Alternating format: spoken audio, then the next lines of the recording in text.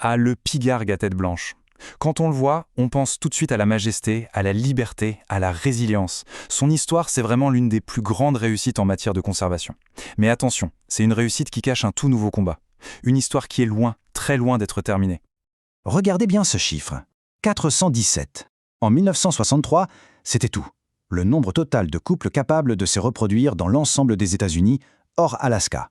Un symbole national quasiment rayé de la carte. C'est le point le plus bas de cette histoire. Et c'est là que la nôtre commence. Ok, alors comment on en est arrivé là?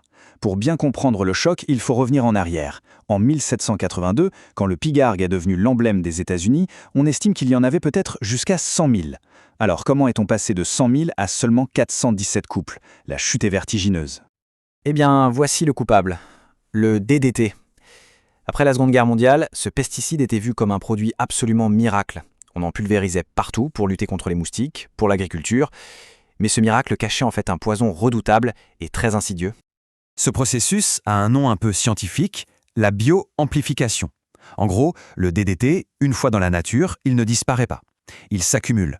Il s'infiltre dans les rivières, il est absorbé par les petits poissons, puis par les plus gros, et quand les pigargues mangent ces poissons, ils ingèrent des doses de poison ultra concentrées. Le résultat est terrible, le DDT bloque leur capacité à produire du calcium. Leurs œufs deviennent alors si fins, si fragiles qu'ils se brisent sous le poids des parents qui essaient de les couver. La reproduction de toute l'espèce était tout simplement paralysée. Mais voilà, face à ce désastre annoncé, une riposte s'est organisée.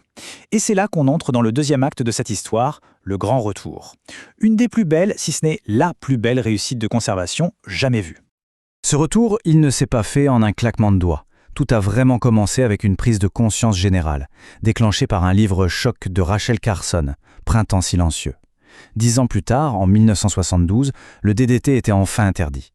Puis, en 1978, la loi sur les espèces en voie de disparition a donné au pigargue un véritable bouclier juridique. Ces 3 étapes ont absolument tout changé. Et les résultats, eh bien, ils ont été spectaculaires. Les chiffres donnent le vertige. De 417 couples en 1963, on est passé à près de 10 000 en 2007. Puis on a explosé à plus de 71 000 en 2019. C'est une croissance exponentielle, c'est juste fou. C'est la preuve éclatante que des actions de conservation, quand elles sont ciblées et maintenues, peuvent accomplir de véritables miracles. Forcément, cette croissance incroyable a mené à un moment historique, un vrai triomphe dans l'histoire du pigargue, une étape qui a marqué une victoire majeure pour la conservation de la faune. Retenez bien cette date, 28 juin 2007. Ce jour-là, après des décennies de travail acharné, le pigargue à tête blanche a été officiellement retiré de la liste des espèces menacées. La victoire était totale, et elle a été célébrée dans tout le pays, et à juste titre. On pourrait se dire que c'est la fin parfaite de l'histoire, le happy end classique. Mais la réalité, vous vous en doutez, est toujours un peu plus complexe. Le combat pour le pigargue n'était pas terminé. En fait, il avait simplement changé de visage. Et nous voici au 3e acte. L'ancien ennemi, on l'a vu, c'était un produit chimique bien identifié. On l'a vaincu. Mais aujourd'hui, le pigargue fait face à des menaces beaucoup plus diffuses, et peut-être, finalement, bien plus complexes à combattre. Cette citation trouvée sur Reddit, elle est glaçante de vérité. Elle capture parfaitement l'ironie tragique de la nouvelle menace, le conflit direct entre une espèce qui revient en force et une humanité qui n'arrête pas de s'étendre. Parce qu'en retirant le pigargue de la liste des espèces menacées, on a aussi dans bien des cas retiré la protection qui s'appliquait à son habitat.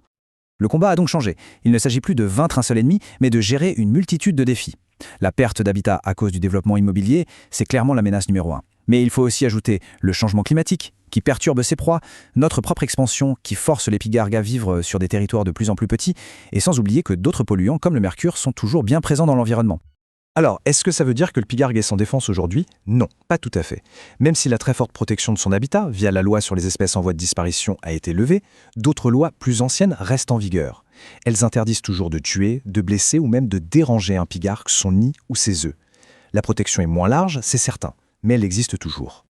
En résumé, l'histoire du pigargue a basculé.